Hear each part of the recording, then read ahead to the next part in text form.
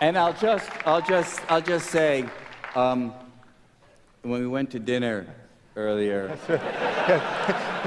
he has the moral high ground based on dinner. The vegan had to sit with 3 meat eaters eating these like big ass steaks. All right, so toss it to you. Well, the amazing thing is I briefly considered what to order in light of having to face this moment, and then I said, fuck it. Wasn't worth it. That's right, yes. No, why make it easy on myself? Why make it easy on myself? I once said of Sam Harris that he'd be remembered long after we're all dead, as if he's in the lofty category of Darwin, Hume and Einstein. Are you serious? And while I certainly no longer believe this, I still hold Harris in high regard. He's played a crucial role in the development of my thinking, and for that he'll always have my gratitude. He's undoubtedly an extremely intelligent, insightful, and, well, moral person. Or is he? In his Moral Landscape, he champions the thesis that morality is about maximising well-being and minimising suffering. So consequentialism. So I'm basically a consequentialist. And yet, when he gave up on veganism due to dietary needs... I do eat meat. I was a vegetarian for 6 years and began to feel that I wasn't getting enough protein. Which is a premise I'll grant for sake of argument. What did he do? Did he attempt to figure out what exactly his body was missing, say protein, omegas, iron or vitamin B12, and then source the animal products that can supply this with the least amount of suffering caused? No, he went straight for steak, straight for a highly developed social species, a mammal with much of the same physiological apparatus as us. What's more, he buys it from a restaurant, so it's very likely factory farmed. Now, this doesn't strike me as consistent with his thesis, so maybe Harris doesn't drink his own Kool-Aid, or maybe his thesis needs revision, or maybe Harris is a moral monster. Well, I think that I have a compelling reason as to why Harris is not vegan, as to why I'm not vegan, and indeed as to why most of us are not vegan, and in this video I'll do my best to explain it. That said, though, let me make clear from the outset that I'm not claiming to have an ethical argument against veganism. No, I'm merely going to provide 2 reasons as to why I don't buy the case for ethical veganism, and I'll then controversially argue that most people subconsciously reject ethical veganism for one of the same reasons that I do.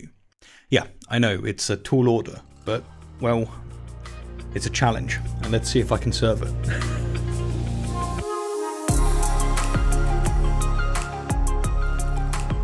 The day may come when the non-human part of the animal creation will acquire the rights that never could have been withheld from them except by the hand of tyranny. The French have already discovered that the blackness of the skin is no reason why a human being should be abandoned without redress to the whims of a tormentor. Perhaps it will someday be recognised that the number of legs, the hairness of the skin, or the possession of a tail are equally insufficient reasons for abandoning to the same fate a creature that can feel. What else could be used to draw the line? Is it the faculty of reason or the possession of language? But a full-grown horse or dog is incomparably more rational and conversable than an infant of a day or a week or even a month old. Even if that were so, what difference would that make? The question is not can they reason, nor can they talk, but can they suffer? That's my main man, Jeremy Bentham, dropping one off, if not the most famous vegan quotes. And upon hearing it at the age of 18, I couldn't stop thinking about it. And yes, I know I was a really cool teenager. In fact, I lost a lot of sleep over Bentham's words, until 6 months later I gave up meat and poultry entirely, becoming a pescatarian. Long story short, 5 years later I became a vegetarian, and since then I've been progressively reducing my dairy and egg consumption, with today my diet consisting of about 95% vegan products. Give it a year or so and I strongly suspect that I'll be entirely vegan. But it's not because I find the ethical vegan arguments convincing. What a strange person! So, the question is, why am I not vegan yet? This seems like a fair question, and it's certainly one I get a lot in the comments. In fact, evidently, it's such an interesting question that when pitching a series of topics to my wonderful patrons, they overwhelmingly voted for me to answer the vegan question. Though, one wisely warned that there's very little upside to this project, since I'll likely piss off vegans and lose a bunch of subscribers. And I think this is probably true. It's solid advice, and advice I should follow. But as I'm certain my patron will appreciate, I think that taking a swing at some of the harder topics is the right thing to do, come whatever may. Too many minds avoid this topic because, frankly, I think they're morally confused, and this includes my former self. And you know what? Perhaps I still am. You'll be the judge. Drawing from Tyler Doggett's Stanford Encyclopedia entry on moral veganism, ethical vegans tend to stake their argument on two premises, with the first claiming that certain actions, killing animals for food we do not need, for example, are wrong, and the second premise asserting that a mode of production or event, recreational hunting for instance, instantiates the first premise. Schematically, this is, X is wrong, Y involves X, therefore Y is wrong. Among the candidate values for X are causing animals pain for the purpose of producing food when there are readily available alternatives, extorting sentient beings, inflicting suffering, or, to give a human-centric example, harming the environment. And candidate values for Y are industrial animal farming, free-range farming, dairy farming, and recreational hunting, to name but a few. Now, my illustrations are going to focus on the dairy and egg industry, that is, vegan objections to vegetarianism, and it's for two reasons. First, it's because I'm a vegetarian, and a large point of my meandering here is to explain why I'm a vegetarian instead of a vegan. And second, because it stands to reason that a successful moral argument against the vegetarian position is going to simultaneously defeat the omnivorous position, since the omnivorous position entails all of the harms caused by the vegetarian position, and then some. So what I've done is found an argument for ethical veganism that strikes a healthy balance between 1. Being a strong argument, and 2. Resembling a typical popular argument, and in the process of attempting to stillman it will account for the dialectic. In my opinion, too often vegan arguments are shut down due to certain details being undefined or misunderstood, and my hope is that this approach will mitigate these issues.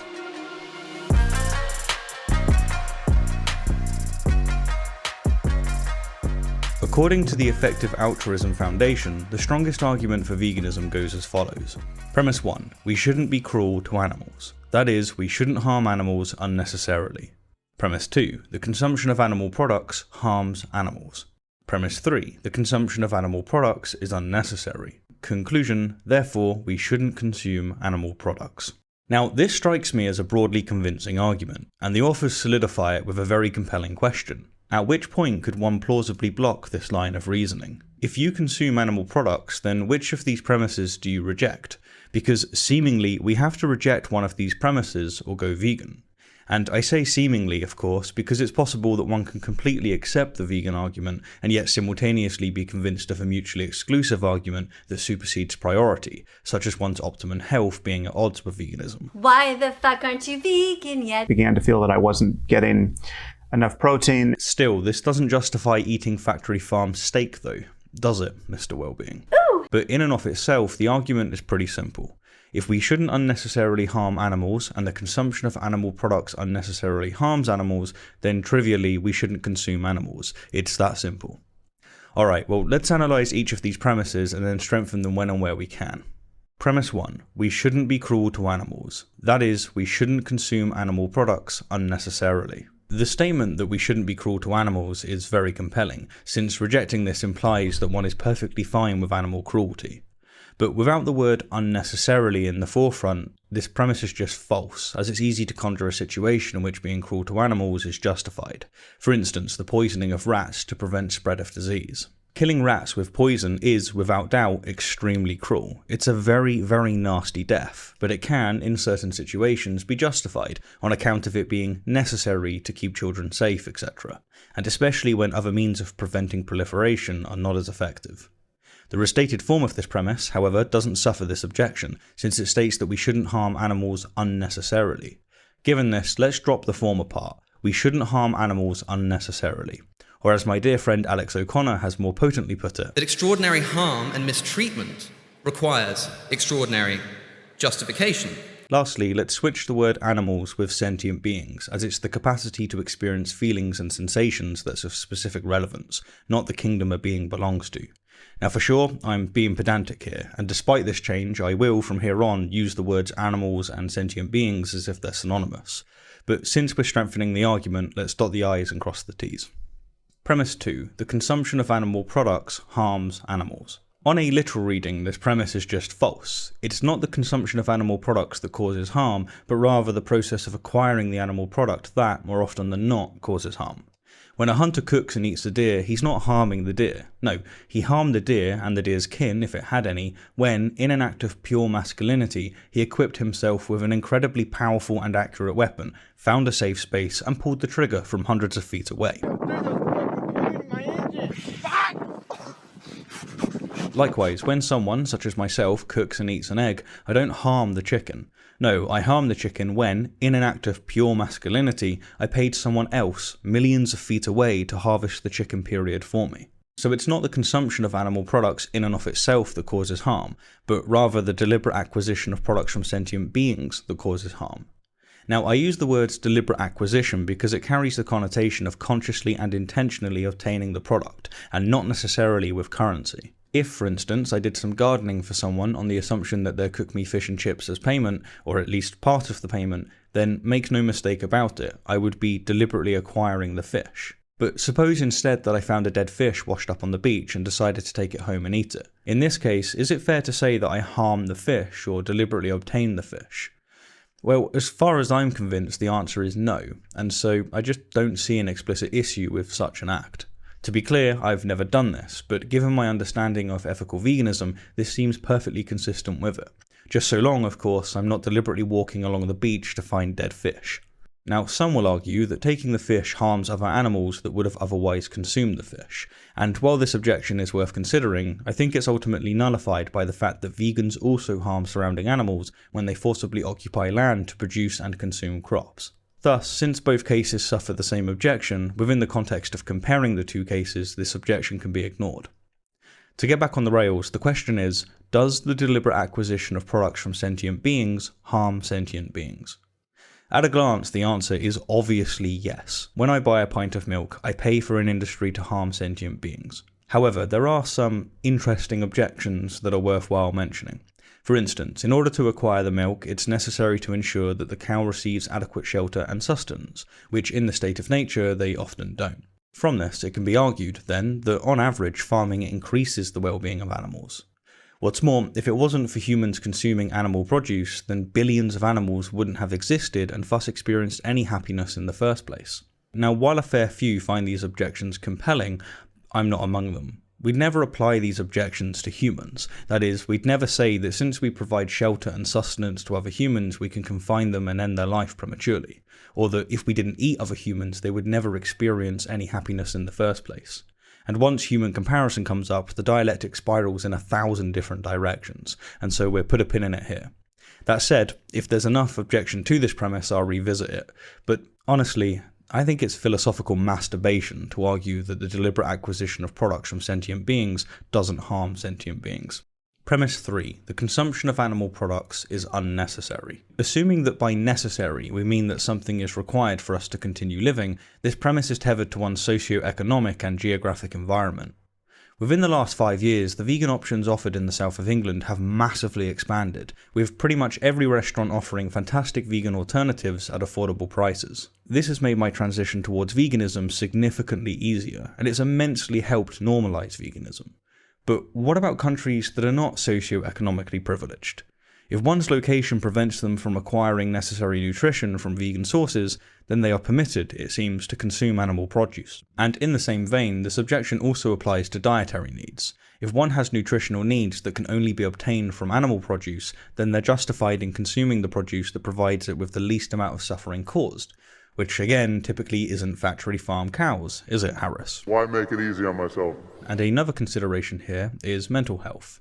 Just as some atheists act as if they're theists due to the threat of their family and community ostracizing them, someone who's convinced of veganism might nevertheless consume animal produce simply to maintain relations, because they're emotionally and perhaps physically tethered to others. When I went pescatarian, all of my friends and family ate meat, and plenty of them judged me for my decision.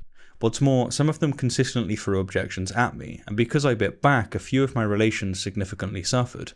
Now fortunately, I'm not tethered to such people, but that's not true of everyone. And if we consider mental health as necessary, then this premise is not only subject to one's socio-economic circumstances, but also their mental health. For many, however, including myself, it's fair to say that the consumption of animal products is unnecessary. And finally, and for the same reasons as just covered in relation to premise 2, let's replace consumption with the words deliberate acquisition and animal products with products from sentient beings. With that, I'll now explain why I don't find this compelling argument convincing.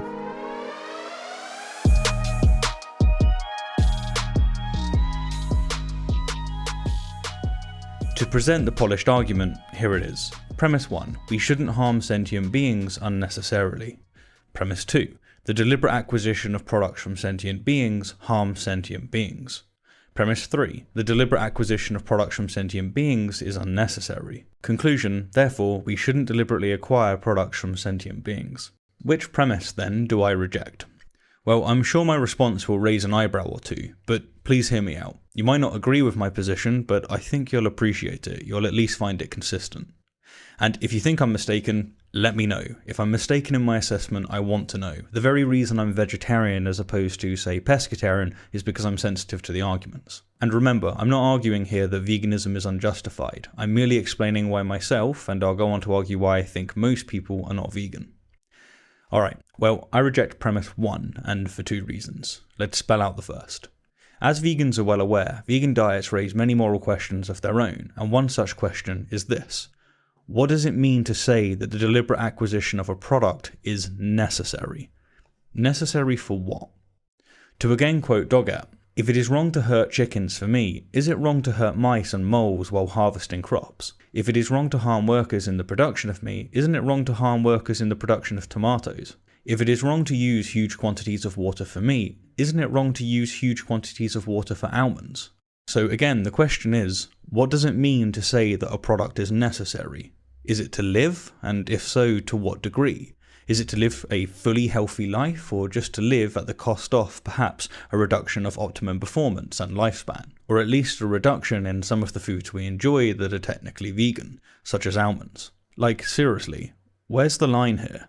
And more importantly, how does one justify this line? Well, most vegans claim that they deliberately acquire products that harm sentient beings because it's necessary for them, as an individual, to live. Now, the following question might seem a little strange, but it's absolutely a fair philosophical query. How does the vegan determine that their life is worth more than the mice and moles sacrificed in their crops? If the avoidance of harm is so paramount, why does one human life supersede 1,000 mice or 1,000,000 insects? Most people take for granted that living is necessary, and so we don't tend to focus on this implicit premise, this definition of unnecessary. But as far as I can tell, this definition is completely arbitrary. It simply assumes that, in principle, it's perfectly fine to maintain one human life at the expense of infinite harm caused to infinite beings, just so long as there's no alternative method of maintaining the human's life without such harm. To illustrate this principle, suppose an ethical vegan was lost at sea with shipmates. If harming sentient beings can be justified in the name of continuing one's existence, then the vegan would eventually be justified in killing a shipmate for sustenance. Hell, with time they'd be justified in killing everyone on the ship. Now, one might be tempted to retort that humans are in a special category, and so it's never justifiable to harm one another for sustenance. But to take this route is to engage in human supremacy, and if we're going to opt for such a move, why not do it from the outset and say that something is unnecessary if it isn't required to advance human well-being? But to get back to the central point, the main takeaway is that the implicit premise, the premise that something is unnecessary if it isn't required for humans to continue living, just isn't justified at all. It's a presupposition. And because it's not justified, we don't have a justified means of convincing others to adopt this specific arbitrary premise over other and equally arbitrary premises, such as something being unnecessary if it isn't required to advance human well-being. Or in other words, while I join vegans in greatly disliking the human supremacy definition of necessary, I think that the only way to convince such people of veganism is either through an environmental argument which entails specifically human suffering, or through peer pressure. But in the success of either of these cases, the ethical vegan arguments still fail. The good news, however, is that I'm convinced that in time veganism will win out, and I'll expand upon why in my conclusion. To wrap up this objection, though, the definition of unnecessary does most of the heavy lifting, and by my lights at least, it's completely arbitrary to say that one human life supersedes countless non-human animals. Anyhow, with that, I'll turn my attention to the second reason I reject ethical vegan arguments.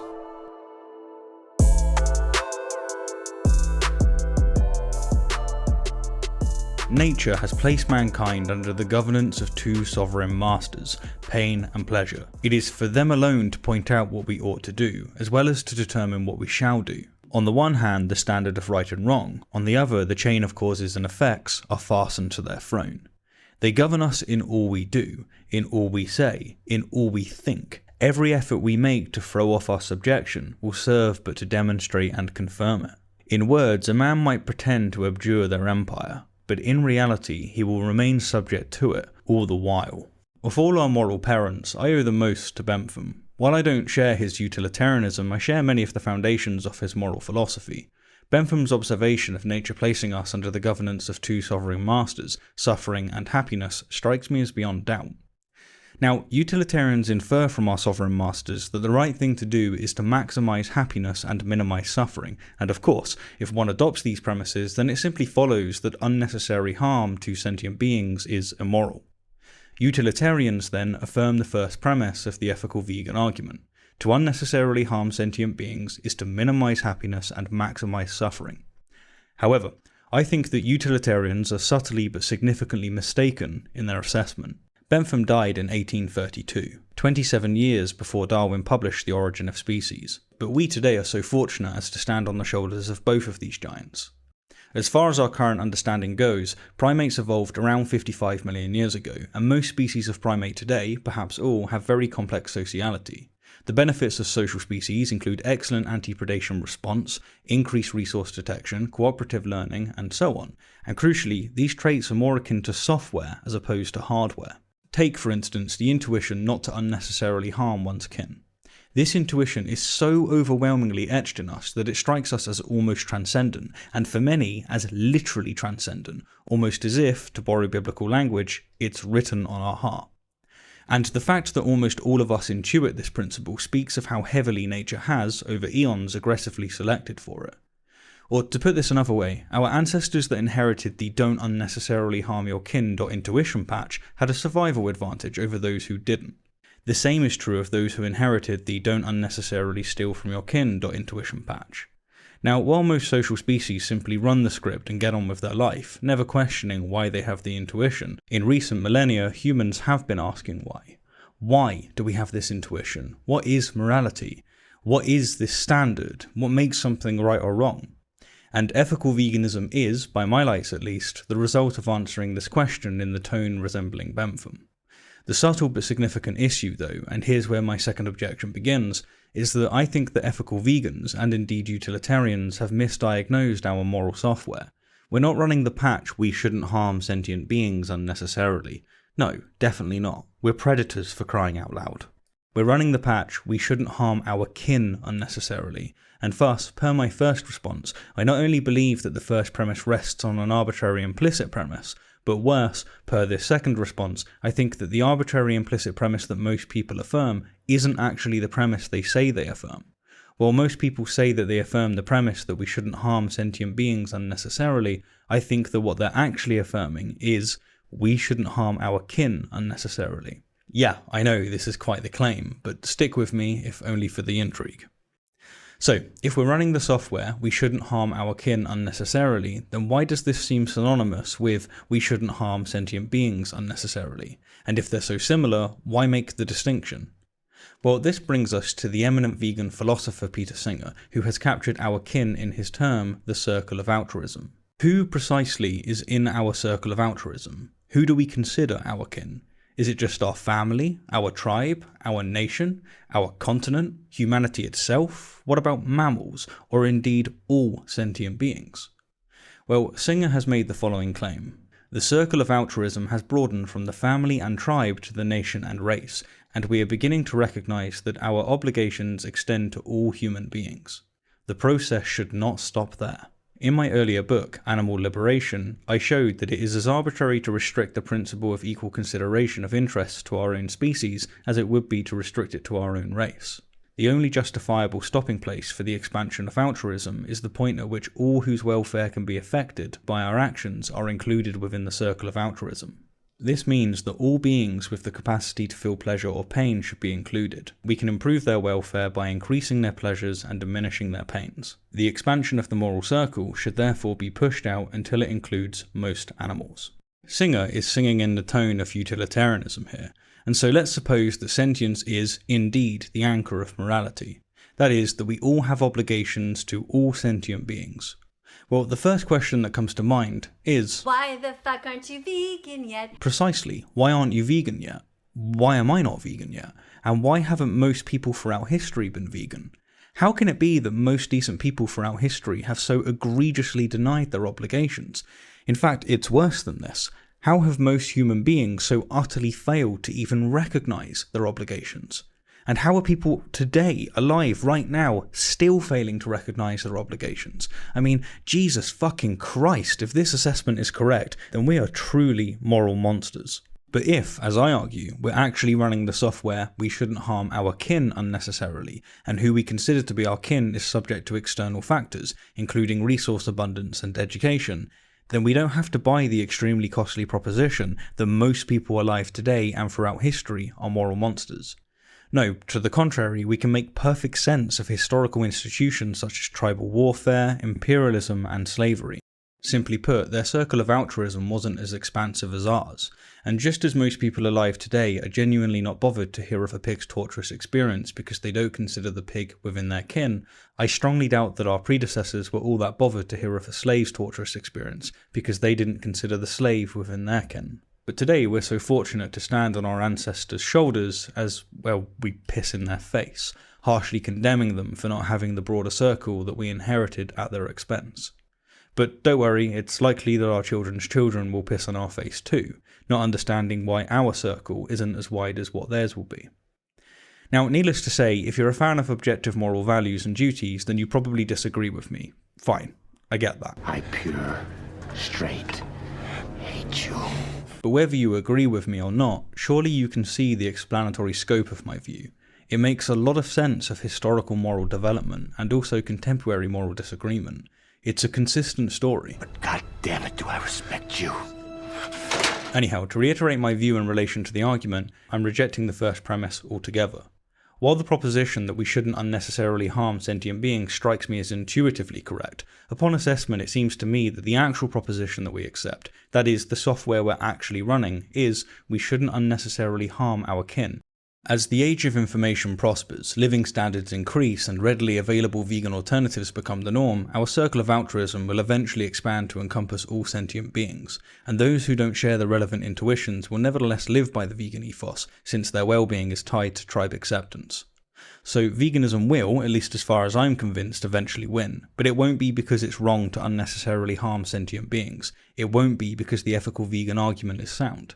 No, it will be because our tentative circle of altruism will, for that time and hopefully forever afterwards, encompass all sentient beings.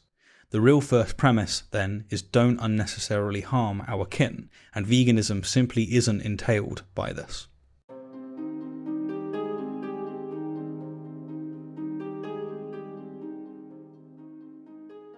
So we're at the conclusion now, and I still haven't really, or at least directly, answered the question of why I'm not vegan.